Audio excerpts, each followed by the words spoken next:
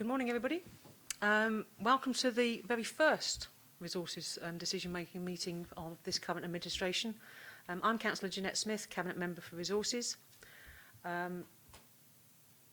Housekeeping and safety information for people who are not based in this building. If a continuous fire alarm sounds, please evacuate the room and public gallery by the stairwells. Do not attempt to use the lifts. Please assemble at Victoria's statue in front of the civic offices. In order to comply with the Portsmouth Cultural Trust fire marshal regulations, if you sign in, please remember to sign out when you leave the building after today's meeting. Live web streaming, may I draw everyone's attention to the fact that this meeting will be live streamed, filmed from a camera at a fixed location at the back of the meeting room, and the recording will be on Council's website. The camera will record footage of people entering and leaving the room while the meeting is in progress. Members of the public are also permitted to record the meeting on the understanding that it neither disrupts the meeting nor records those stating explicitly that they do not wish to be recorded. May I ask everyone to use the microphones provided when they are speaking. Please can I ask members and officers to introduce themselves, starting from my left. Opposition spokesperson for Resources, Councillor Scott Pater Harris.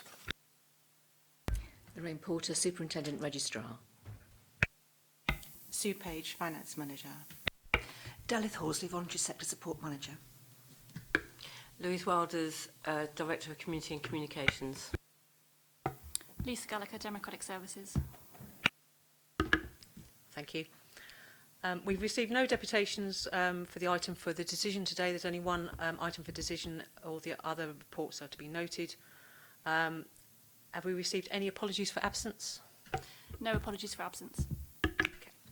Then we move on. Declaration of members' interests.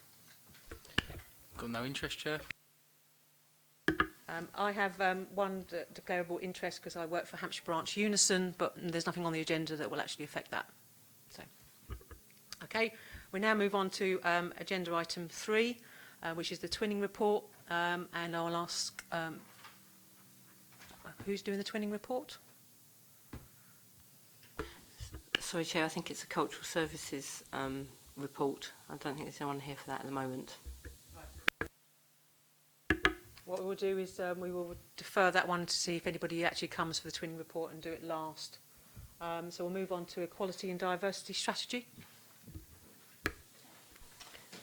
Thank you, Chair. The purpose of the paper today is just to advise and notify that we are out on consultation at the moment on our Equality and Diversity Strategy.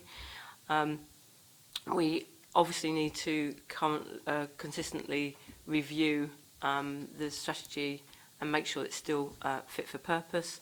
So it's out for consultation at the moment. We have distributed copies of the draft strategy through partners of the voluntary community sector. It's on our website, and we have contacted as many organisations as we can, including the Citizens Panel, to be involved in feedback on the consultation. Excuse me.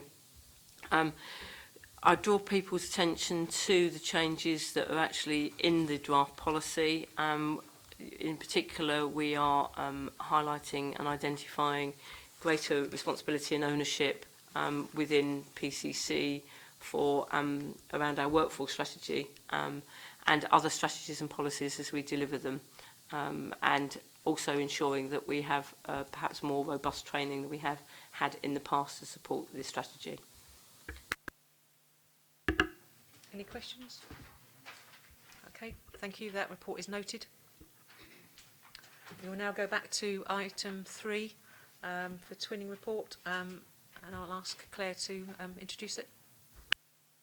Councillor Smith, I do apologise for being late. I'm sorry, I got held up on the seafront. The purpose of the report is really to seek authority to examine the aims and objectives around the twinning process that exists.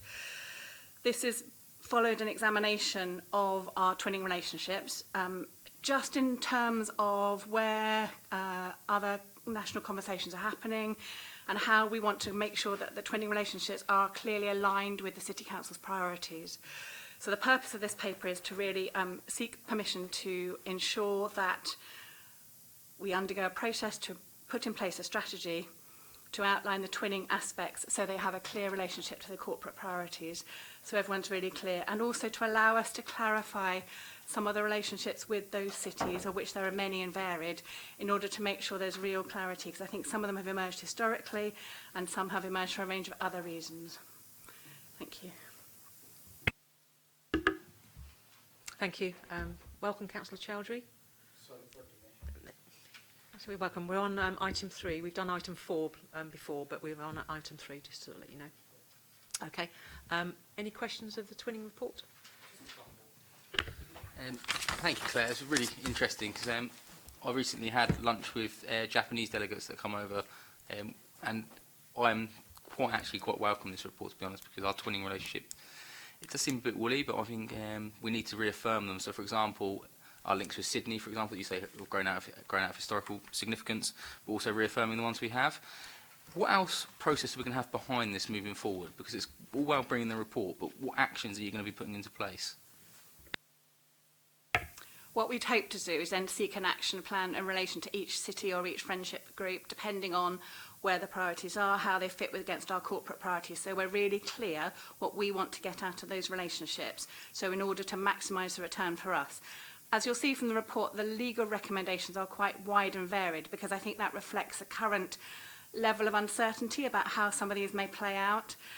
But we are very clear that we want to make sure, as you say, like, for example, with the Japanese relationship we have with the city of Maizuru and the anniversary that happened this year, that as a city, we're maximising the potential return and benefit to the city of those opportunities.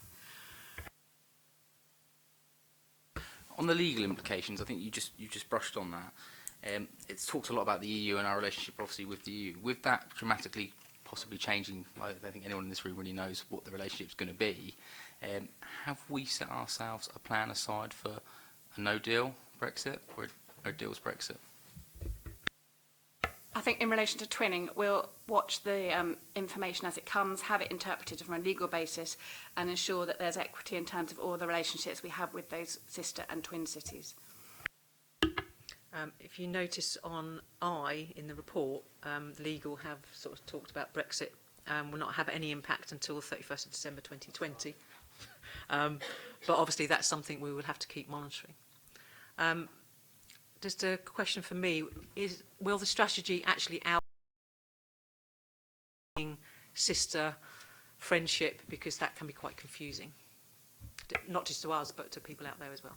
Thank you. And actually in 3.5, I also define that consideration